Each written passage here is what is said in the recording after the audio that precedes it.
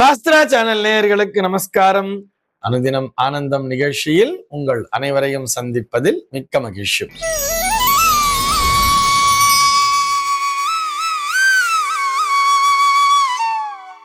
இன்று 27/8/2026 இந்த நாள் குறித்து பஞ்சாங்கம் என்ன சொல்றதுன்னு பார்க்கலாம்.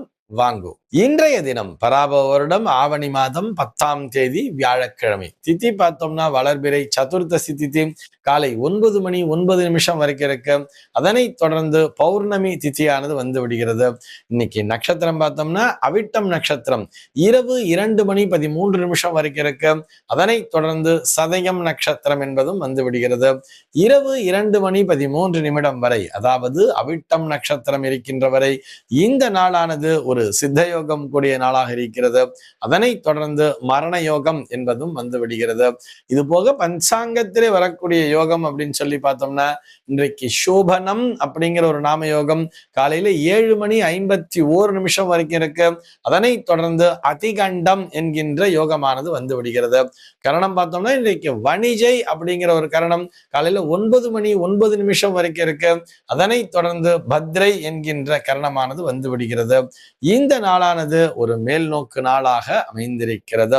இன்னைக்கு என்ன ஸ்பெஷல் அப்படின்னு சொல்லி பார்த்தோம்னா இன்றைய தினம் பஞ்சாங்கத்திலே யஜூர் உபா கர்மா அப்படிங்கிறத கொடுத்திருப்பா. இதைத்தான் இன்றைக்கு எல்லா கேலண்டர்லயும் பார்த்தோம்னா ஆவணி அவிட்டம் என்ற பெயரிலே பெரிதாக கொடுத்திருப்பார்கள். ஆக இந்த யஜுர்வேதத்தினை பின்பற்றுபவர்கள் இன்றைய தினம் அந்த புதிதாக அந்த பூநூல் அப்படிங்கிறத மாத்திப்பா, வேதாரம்பம் அப்படிங்கிறத பண்ணணும் அப்படிங்கிற மாதிரி சாஸ்திரத்துல சொல்லியிருக்கு. உபா கர்மா அப்படிங்கிற சொல்வா. யஜுர் உபா கர்மா என்று இன்றைய தினம் பஞ்சாங்கத்திலே கொடுத்திருக்கிறார்கள். இது போக இன்றைய தினம் தான் இந்த பௌர்ணமி விரதம் அல்லது பௌர்ணமி பூஜை அப்படிங்கிறதையும் கொடுத்திருப்பார். இது போக இந்த நாளானது ரக்ஷாபந்தன் நாளாகவும் வட இந்தியாவிலே கொண்டாடப்படுகிறது. சென்னையை பொறுத்தவரை இன்றைய தினத்தினுடைய சூரிய உதயம் என்பது காலை 6:01 சூரிய அஸ்தமனம் என்பது மாலை 6:19 சம்பவிக்கிறது. இன்றைய தினத்தினுடைய நல்ல நேரம் சொல்லி பார்த்தோம்னா காலை 9 மணி முதல் 10 மணி வரையிலும், மாலை 4 மணி முதல் 5 மணி வரையிலும் நல்ல நேரமே. சென்னையை பொறுத்தவரை இன்றைய தினத்தினுடைய ராகு காலம் என்பது மதியம் 1:42 முதல் 3:15 வரையிலும், யமகண்டம் என்பது காலை 6:01 முதல் 7:33 வரையிலும், குளிகை காலம் என்பது காலை 9:05 முதல் பகல் 10:38 வரையிலும் சம்பவிக்கிறது. தினாந்தம் பார்த்தோம்னா இன்றைய தினம் இரவு 1:38 கொடுத்திருக்கா. சூலம் பார்த்தோம்னா இன்றைக்கு தெற்கே சூலம் மதியம் 2:13 வரையில் அந்த சூல தோஷம் என்பது உண்டு. அதற்குரிய பரிகாரமாக நல்லெண்ணெய் தானம் விடுத்துவிட்டு தெற்கு திசையை நோக்கி பயணிக்கலாம் அப்படிங்கிறதையும் சொல்லி இருக்கா. இன்றைய தினத்தினுடைய ஆன்மீக தகவலாக நம்ம என்ன பார்க்க போறோம் சொல்லி பார்த்தோம்னா, மணிகண்டன் அப்படிங்கிற ஒரு நேயர் கேள்வி கேட்டிருக்கார். அவருடைய கேள்வி என்னன்னு சொல்லி பார்த்தோம்னா, நல்ல மனிதர்களை படைப்பதுதானே ஆண்டவனின் செயலாக இருக்க வேண்டும், மாறாக அவர் தீயவர்களையும் படைப்பது ஏன் என்பதுதான் அவருடைய கேள்வியாக அமைந்திருக்கிறது. அவர் என்ன கேட்கிறாருன்னா, இந்த லோகத்துல எதுக்கு தீயவர்கள் கெட்டவர்கள்லாம் இருக்காங்க? எல்லோரையுமே நல்லவர்களாக படைச்சிருக்கலாமே ஆண்டவன். நல்லவர்களாக படைச்சிருந்தா பிரச்சனையே இல்லையே, எதுக்கு கெட்டவங்களையும் படைக்கிறாங்கன்னு சொன்னா, அடிப்படையில் மணிகண்டன் மட்டுமல்ல, நாம் அனைவருமே புரிந்து கொள்ள வேண்டிய விஷயம், இந்த உலகத்திலே எல்லோருமே நல்லவர்கள் தான், எல்லோருமே கெட்டவர்கள் தான். இவர்கள் நல்லவர்கள், இவர்கள் கெட்டவர்கள் என்று தனியாக பிரித்து பார்க்க இயலாது. ஒருவருக்கு நல்லது என்று படுவது மற்றவர்களுக்கு அது தீயதாக அமைந்து விடுகிறது. இது இந்த உலகத்தினுடைய இயற்கை தானே. ஆனா நம்ம எப்படி புரிஞ்சுக்கிறோம்? ஒருத்தரை பார்த்து இவன் ரொம்ப கெட்டவன், இவன் மற்றவங்களை இப்போ நம்ம இப்படி வேணா புரிஞ்சுக்கலாம். ஒருத்தன் ஒரு திருடன் இருக்கான், அவன் கொள்ளை அடிக்கிறான், அவன் யாருடைய கழுத்தையோ அறுத்து இந்த செயின் கழுத்திலிருந்து அறுத்து எடுத்துட்டு போயிடறான், இல்ல கொலை பண்ணி கூட கொள்ளை அடிச்சுட்டு போறான் அப்படின்னு வரும்போது அவனுக்கு தீவனாகத்தான் இந்த சமுதாயம் என்பது பார்க்கிறது.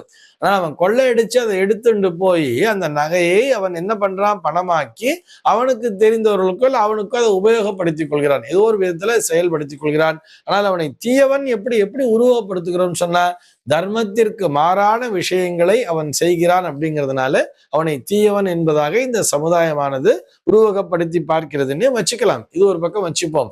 ஆனால் இறைவன் படைக்கும் பொழுது நல்லவர்கள் தீயவர்கள் என்று படைக்கிறானான்னு சொன்னா நிச்சயமாக அதுபோல் படைப்பதே இல்லை. எந்த குழந்தையும் நல்ல குழந்தைதான் மண்ணில் பிறக்கையிலே அப்படிங்கிற கவிஞர் சொல்லியிருப்பார் தெரியுமா? அது நல்லவராவதும் தீயவராவதும் அன்னை வளர்ப்பினே அப்படின்னு சொல்லியிருப்பார். அன்னை வளர்ப்பினே அம்மாவை குறை சொல்ல வரல இந்த இடத்துல.